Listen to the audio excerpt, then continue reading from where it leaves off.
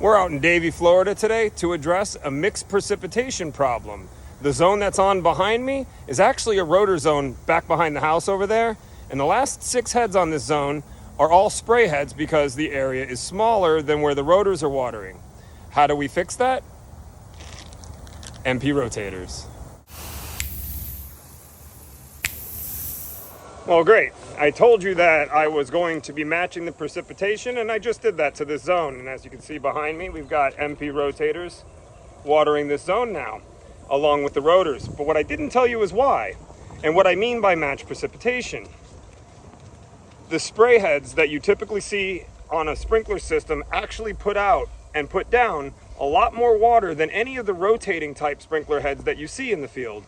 So, pretty simple rule of thumb, and I know there's a few of my followers out there that hate rules of thumb, but simple rule of thumb is if it doesn't rotate, that it actually puts out more water and puts down more water than the head that does rotate. Think about it. The one is moving and the other one is not. All right, I gotta swap out some more nozzles and get on to the next appointment, so peace.